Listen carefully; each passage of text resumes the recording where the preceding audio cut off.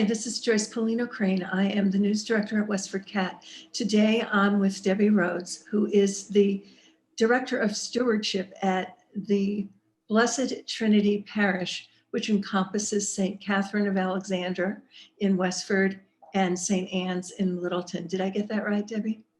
St. Catherine's of Alexandria. Alexandria, that's correct. Yeah.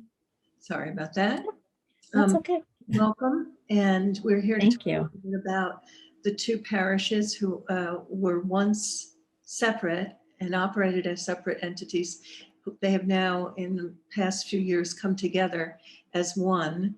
And Debbie is going to tell us a little bit about how that all came about. Okay, thank you, Joyce. So for years, being straddling two towns, we had done some things together as churches, different groups getting together. And then we went into collaboration a few years ago. And what that means is we still kept our separate identities, but shared a lot of resources. So we kind of joke and say that was kind of like dating or being engaged. And then merging was finally blending our families into one. Is a kind of a cute way to put it, you know, and we were doing so much together. We were operating as one. It was that taking that legal step into merging was the final way to cement us together to be one. Yes, that was a few years ago. I remember it was at least, somewhere around 2016 or before. Right. And then the merger just took place. It was official January 1st this year. Ah, okay. Didn't know that. That's very interesting. Yeah. Now, initially, Father Peter Quinn, who actually I think his title is pastor, is that right? Yes. But we all call him Father Peter. Father Peter Quinn was overseeing, quite a bit of this whole operation.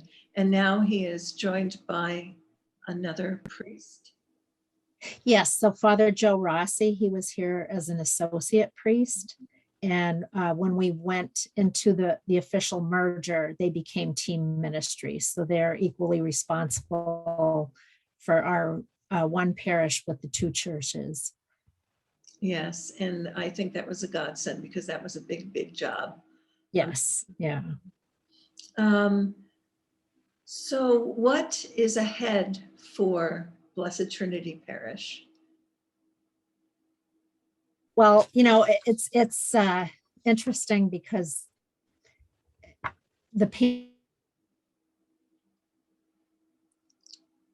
for viewers at home watching this, we do have spotty kind of put the brakes on a lot of things, and gave us some time. Like, for instance, one thing that had been on our wish list was having a more robust social media presence. Yeah. So it's amazing what came out of the pandemic with that. Tell us. Well, one thing is we started filming masses, and we created a YouTube channel. I saw that because we have them all archived in our Yes. But we've kind of morphed. There was a group of young men who asked if they could start an AV ministry. So that's been wonderful. So we're now live streaming weekly. And the beauty in that is, it isn't just the pandemic that people couldn't come to mass for a period of time. There are always people that can't come to the building for whatever reason, health reasons, a sick child, they're traveling. This enables our parishioners to continue being a part of our community, even though they can't come in the building. Mm-hmm. And it's been, during the pandemic, another issue was for funerals. Families couldn't have very many people come into the church when we started having funerals again. So many of the funerals got live streamed, which was wonderful because it isn't just the people, the limit on the building, but there's always going to be people who can't make it to a funeral. They're out of state or for various reasons. So that's a great new ministry that came out of the pandemic. And a lot of our other social media, we have we didn't realize that our children's choir director and cantor, Kiki Donahue, was very talented with all the social media, various things. So now we've got Instagram, Twitter. She's got consolidated our 2 Facebook pages into one, a new website, a parish app. So there's so many ways we can reach out to people and keep them connected. So that wish list thing got kind of kicked to the front because of the pandemic, one of the few, good things that came out of the pandemic. So that's wonderful. I was sort of wondering during that period, it was a whole year, who took care of the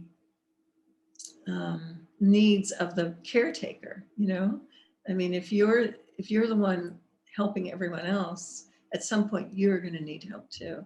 So how did that work? So, well, it was difficult, initially, like, staff wasn't coming in, everybody was working remotely. All of us were very concerned for parishioners who live alone or who are elderly, because we even had to stop home visits and nursing home visits. Our 2 priests had COVID in December. Oh, both of them? Both of them. And so we had to cancel Christmas masses, which was just, yeah. But fortunately, we had people helping us out. And because of that AV ministry, we were able to record the Christmas masses and have those, at least people could watch at home. Yeah, that's nice. So, it's, and we did the same thing for Ash Wednesday. We had ashes blessed and we had packets people could come pick up, and we had recorded a prayer service for Ash Wednesday. Mm-hmm. So, and it wasn't easy, especially with the priests having COVID, and, it was a little disheartening because we were able to start things up again, and then we had to put the brakes on again. How many employees are there? We have some part-time with music and everything, but I would say we have about 18 to 20 employees. So the employees, did they work from home or did they come in? For the most part, at least that initial, couple of months, people worked from home. Mm-hmm. And there was a group that were working on the filmed masses. So, some people were coming in. Mm-hmm. My husband works from home, so I chose to come in, just space constraints. But, the buildings were very quiet, and, with the churches being locked with signs on the doors, it was a strange time. It's really wonderful to have things starting to really open up again. And did the 2 priests, did they recover fully, or are they okay? Yeah. So unfortunately, Father Joe had a bit of a worse case. I think he still has some lingering issues with sense of taste and smell, but fortunately they're both okay. Good. That's great to hear. You are director of stewardship, and I just was wondering what that means. So basically, when people think of stewardship, they think of money, but that's just, a little portion. It's stewardship is basically, acknowledging and being grateful for that all you have has come from God, and to share that. So another way to put it is time, talent, and treasure, or prayer, service, and sharing. And it's just to try to build up parishioner engagement and work with all the different ministries. We do a renewal every year where we help people to reflect on all the gifts they've been given, and, making a commitment to share those gifts in the coming year. So that's very nice. And there's a very private stewardship committee here at the parish. And as a matter of fact, we're meeting tomorrow to start planning next year's renewal and what the theme is going to be. And that was another thing last year, is because usually that is a month-long event with different things on the weekends. people giving witness talks, having a commitment weekend, different programs. And last year we did it all virtually. Wow. Like everything else, you know? Yeah. So it'll be nice this year to be able to have, you know, be able to offer something that people can actually participate in person again. And where are you off to? Where are you physically going? Or are you just meeting church? Are you going somewhere like a retreat, sort of like to do that? No, we do it at the two buildings, you know, depending on the event, which is the beauty of having two completely different types of facilities. Some things really lend themselves better to being at one location or the other. St. Catherine's has a larger indoor seating capacity and air conditioning, you know. So a lot of times when it's an indoor event, this is a great place. Outdoor events, like when we did the outdoor masses last year, and we recently had a welcome back picnic to have a social for everybody to get together. St. Anne's lends itself to that because they have a lot of outdoor space and a very large parking lot. So wonderful. So you were making use of these two buildings very well. Yes. What would you like residents in Westford to know about the Blessed Trinity Parish? Well, I would say I'd love for them to look at our new website that, as I had mentioned, Kristen Donahue had created. It's blessedtrinitycatholic.org. There's a lot of information on there. We have all kinds of wonderful ministries. One of them is the Wonderfully Made ministry, which is a pretty new one. And I think that one, it might have started right before the pandemic or during. And that's in support of all of our LGBTQ brothers and sisters. There's something for all ages to get involved, but you know, our liturgies are really beautiful. Our priests are so kind and caring. And if somebody's been away from the church for a while, we have a program called Landings, which is to welcome people back into the church. And it's landings because it's an easy place to land and ask questions, and, you know, in a non-threatening way. So whatever your spectrum is on your Catholic journey, we have something for everybody. And we're very welcoming. If people would read the front page of our bulletin, may I read that to you? Absolutely. Yeah. Quickly. We'll try to. Okay, let me grab it.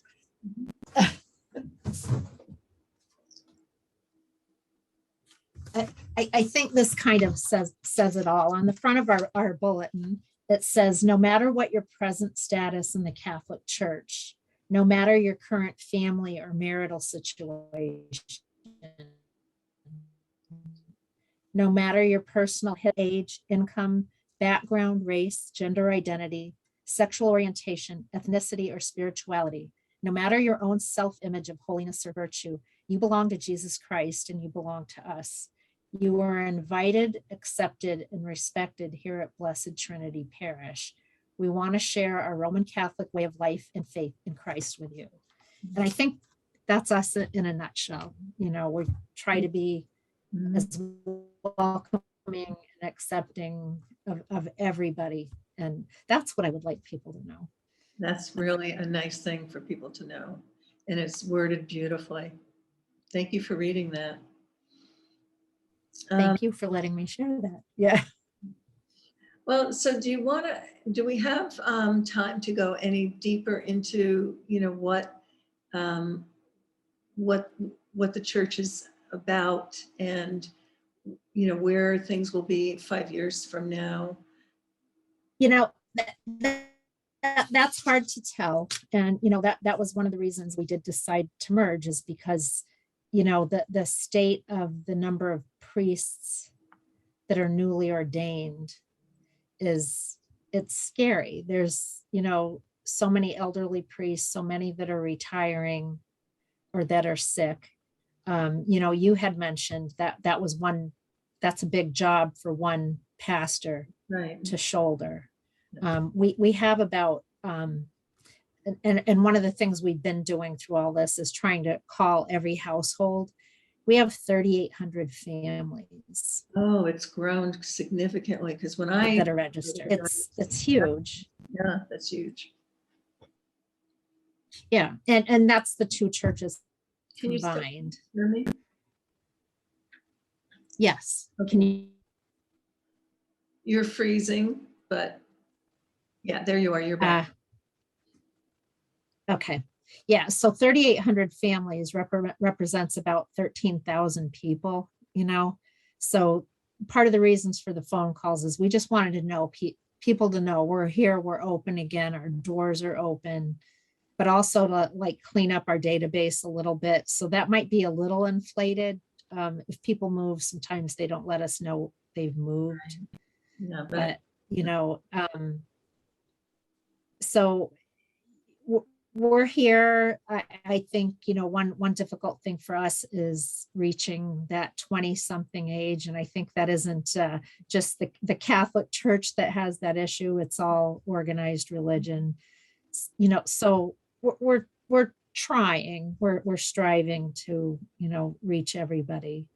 You know, one difficulty that we're having right now is a lot of people aren't ready to come back inside because of the pandemic. Right. I walked in. You know, some of them it's legitimate, you know, they have health reasons.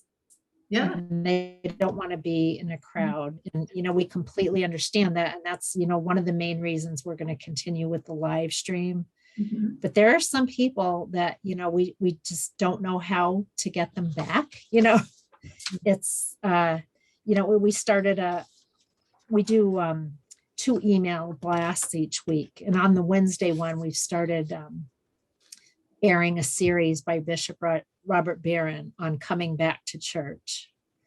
And it's amazing that we've heard from a few people who are kind of upset that we're doing that because they're not ready and are feeling like we're pressuring them.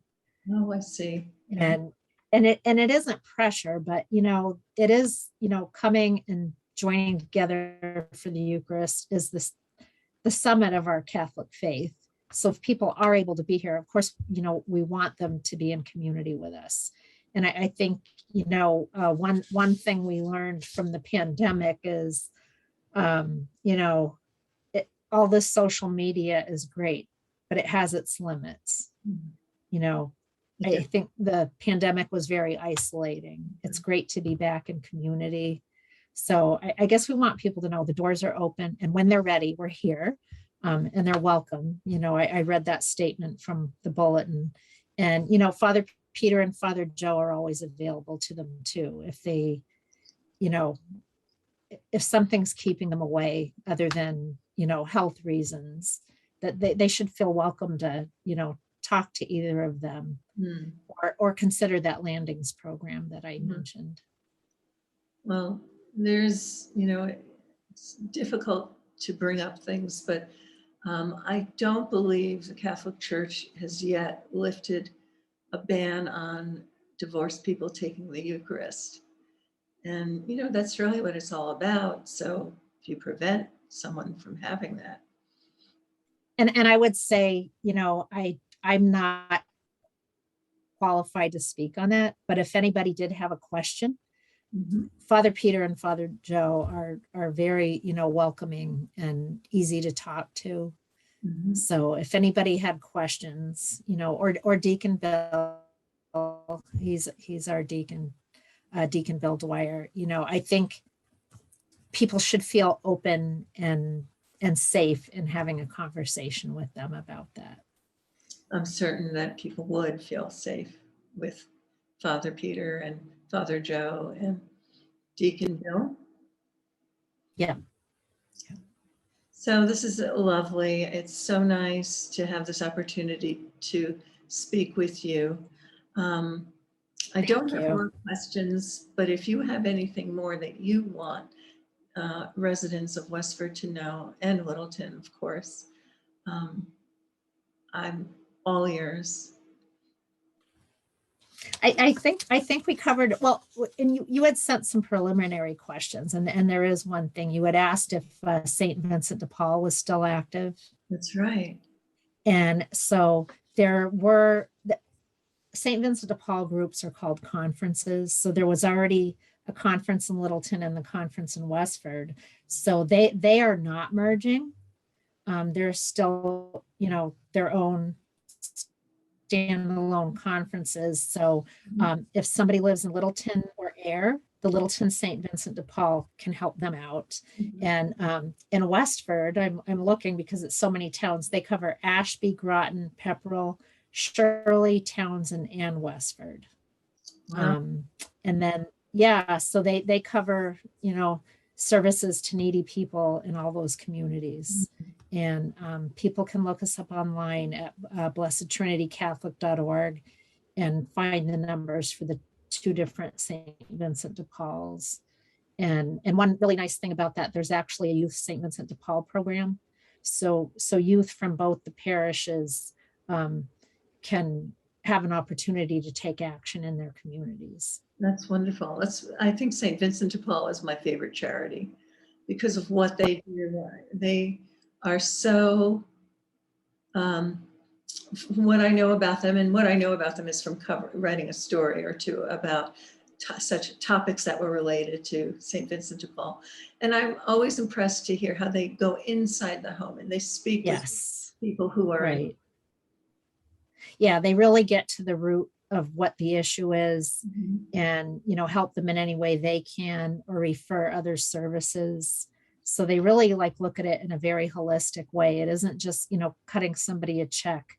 It's really helping them through their situation and looking at their future. And I agree with you. It's one of my favorites too. Yeah, I do remember I wrote into the article, someone was very courageous, a couple, and we're writing about actually poverty in the suburbs. And this couple had gotten into financial challenges and they were back on track following a process that someone from St. Vincent de Paul had given to them. And, they had hope. They had hope. Right. And it is amazing in this area because I have been involved with Loaves and Fishes, and I had gone to a meeting there, and they had graphs illustrating the food insecurities in our area, and I was shocked. Yeah. Mm-hmm. I remember there were about 423 people that at that time when we were writing this series of articles that needed help. And it didn't sound like a lot until you really thought about it. 420 meals missing, it's a lot. Right. And really, I hate saying somebody like me doesn't think about that all the time, but you don't. You just, your next meal's there. Right. That's right. It's hard to, yeah. It's hard to imagine that, you can't buy the peppers or, you can't buy the onion. I do farm. Right. I actually have a garden. I share a garden, I should say, because he's doing all the work, but, I share a garden in Westford at the community gardens, and some people who are there, most of us are there recreationally for the fun and the pleasantness of it. But some are there because they really are suffering from food insecurity. Yeah. And that is, again, just what you said, it's shocking. It's shocking. And, thank God for St. Vincent de Paul in this area. So I guess we could get deeper into it until we both are crying. I know. That you're very, very gentle and you feel, and that's so beautiful to see. But maybe we'll end it here and we can pick it up again anytime you want, Debbie. Great. Thank you so much for this opportunity, Joyce. I was very happy to do it. Thank you. So for WestfordCAT News, this is Joyce Polina Crane. Have a great day, everyone.